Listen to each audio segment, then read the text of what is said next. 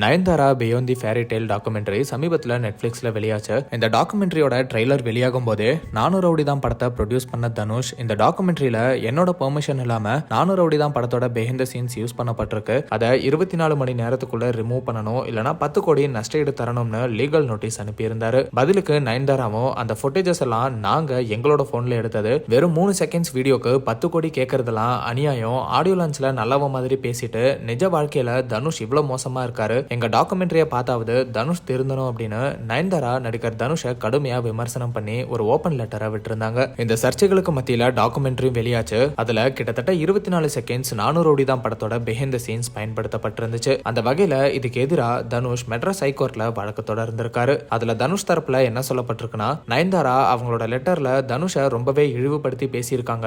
மேலும் தனுஷ் எச்சரிச்சதை மீறியும் 400 கோடி தான் படத்தோட பிஹைண்ட் தி சீன்ஸ் யூஸ் பண்ணியிருக்காங்க. இதுக்கு நஷ்டஈடா எனக்கு 1 கோடி தரணும், அடுத்த கோர்ட் ஹியரிங்ல முறையான ஆதாரங்களை கொடுப்போம், அதன்படி அவங்க தர வேண்டிய நஷ்டஈடு அதிகரிக்கலாம் அப்படின்னு தனுஷ் தரப்புல சொல்லப்பட்டிருக்கு. மேலும் நயன்தாரா, விக்னேஷ் சிவன் மற்றும் ரவுடி பிக்சர்ஸ் மேல வழக்கு தொடர்ந்த தனுஷ் நெட்ஃபிளிக்ஸ் இந்தியாவா மேனேஜ் பண்ற Los Gatos production service India company மேலையும் வழக்கு தொடர கோர்ட்ல அனுமதி கேட்டிருக்காரு. தனுஷோட இந்த செயலுக்கு பதிலடி தர விதமா நயன்தாராவும் அவங்க இன்ஸ்டாகிராம்ல பொய் சொல்லி ஒருத்தரோட வாழ்க்கையை சீரழிக்க நினைச்சா அதை கடனா எடுத்துக்கோங்க, வட்டியோட அது உங்களுக்கே திரும்ப வரும் அப்படின்னு கர்மா சொல்லுது அப்படிங்கிற மாதிரி மறைமுகமா தனுஷை தாக்குற வகையில நயன்தாரா இந்த ஸ்டோரியை ஷேர் பண்ணிருக்காங்க. மேலும் நயன்தாரா தரப்பு லாயரான ராகுல் தவானும் அந்த ஃபுட்டேஜஸ் எல்லாம் அவங்களே எடுத்த பர்சனல் வீடியோஸ் அப்படின்னும், இது எல்லாமே வண்டர் பார் பிலிம்ஸோட அதிகாரப்பூர்வ வீடியோஸ் கிடையாது, அவங்க எதையுமே அத்துமீறல அப்படின்னு தனுஷோட குற்றச்சாட்டுக்கு பதிலளிச்சிருக்காரு. வர டிசம்பர் 2ஆம் தேதி இந்த வழக்கு தொடர்பா கோர்ட்ல விசாரணை நடக்க இருக்குன்னு சொல்லப்படுது. தனுஷ் விசஸ் நயன்தாரான்னு தொடர்ந்துட்டு இருக்கிற இந்த சர்ச்சை பத்தின உங்களோட தாட்ஸை கமெண்ட்ல எங்க கூட ஷேர் பண்ணுங்க.